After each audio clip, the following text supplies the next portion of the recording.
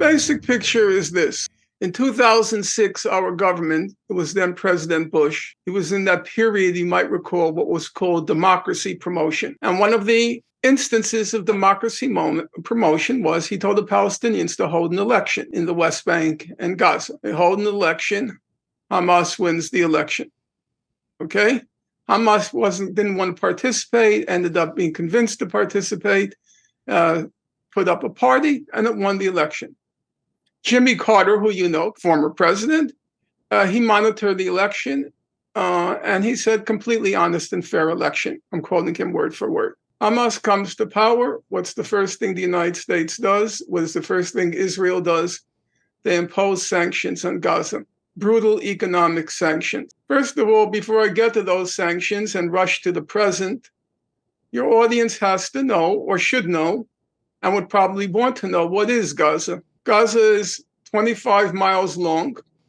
For those in your audience who are joggers or runners, Gaza's its length is less than a marathon. Its width is 5 miles. I jog 5 miles every day. It's not a long distance. Gaza is 5 miles by 25 miles. It's among the most densely populated places on God's earth, more populated than Tokyo. 70% of the people of Gaza, 70%, are refugees. They were expelled from Israel in 1948, and they and their descendants ended up in Gaza. 50% are children. That's Gaza, among the most densely populated places on God's earth, a tiny parcel of land overwhelmingly composed of refugees and their descendants and children. That's Gaza. So a brutal blockade is imposed on Gaza in 2006. What does that blockade look like? Or what does it mean? It means nobody can go into Gaza and nobody can leave Gaza, with the rarest of exceptions.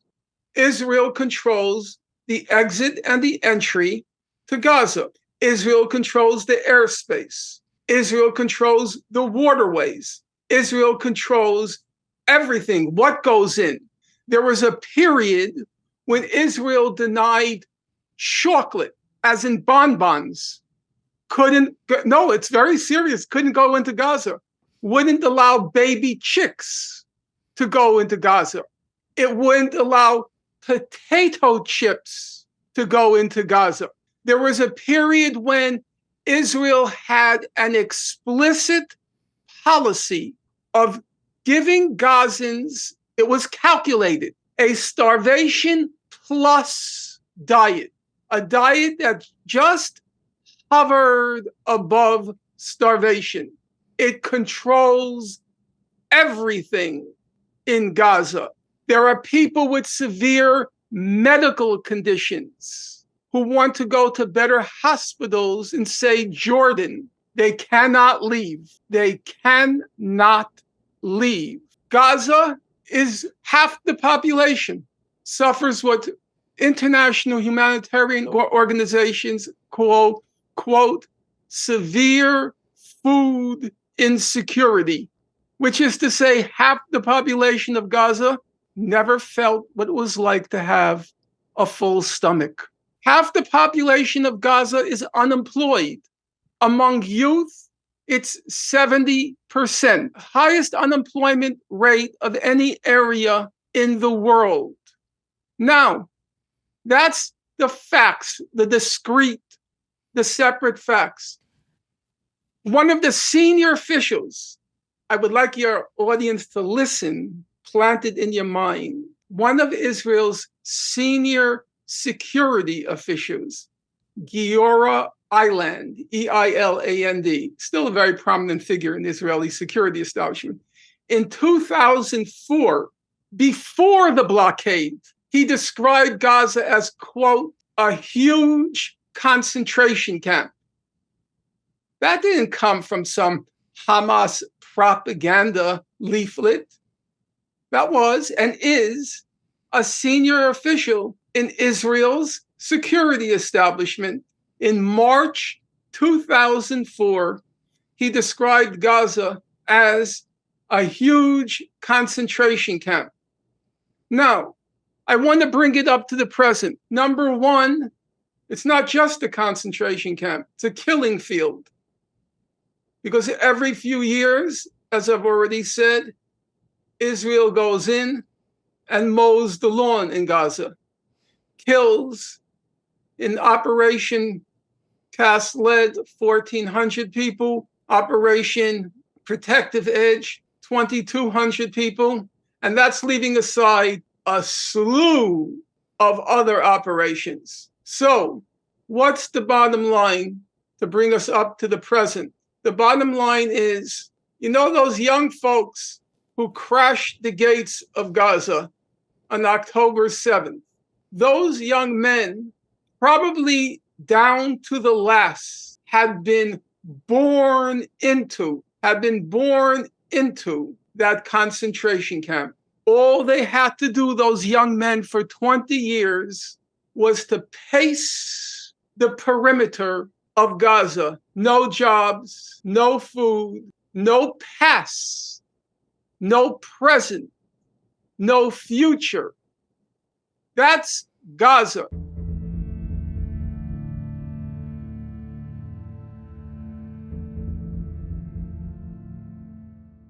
I have never said atrocities weren't committed. By all evidence, atrocities were committed. Were there beheadings?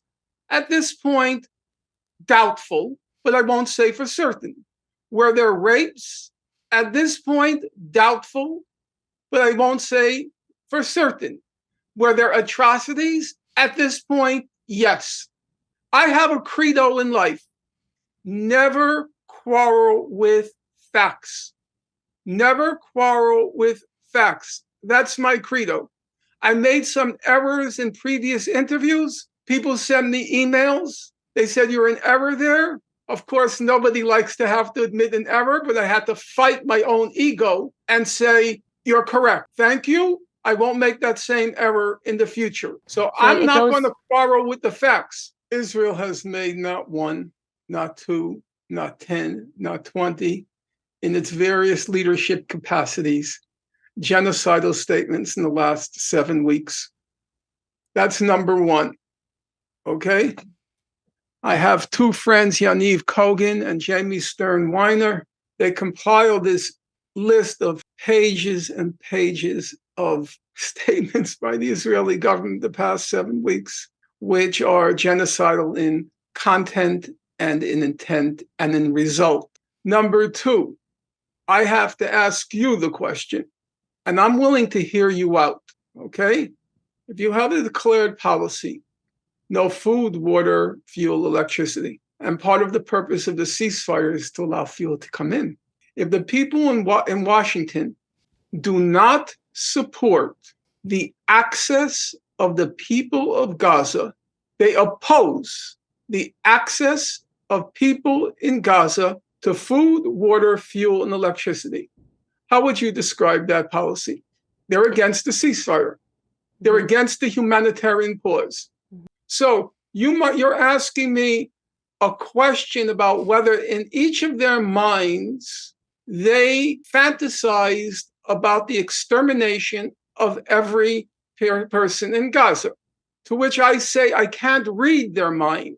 What I can say is they attended a rally in Washington which supported the government's policy of denying food, electricity, fuel, and water to the people of Gaza. That, again, in my mind, but you can disagree with me, is not a complicated question. That is a very rational decision to support genocide.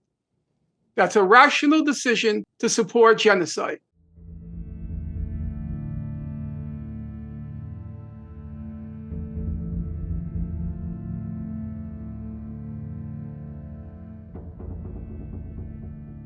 Well, there are two answers to that. Number one, that's not Israel's declared policy. Its declared policy is to wipe out or expel the population of Gaza. Israel has repeatedly said, we do not accept the distinction between the civilian population and Hamas. They have repeatedly said, we are going to flatten everything in Gaza and turn it into a tent city. You can find numerous statements So it's not true that the goal now is to return the hostages. But for argument's sake, let's agree that is the goal. I'm all for freeing the hostages. However, all the hostages, the 240 Israelis being held hostage and the 2.3 million people of Gaza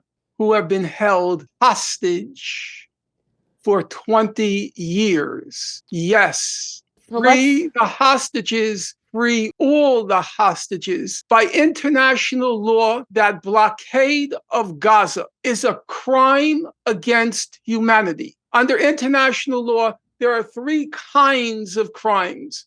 One, you of course know, war crimes. And then there's a second kind called crimes against humanity. And then the third crime, which you of course know, genocide. What's happening now in Gaza hovers between a crime against humanity and a genocide.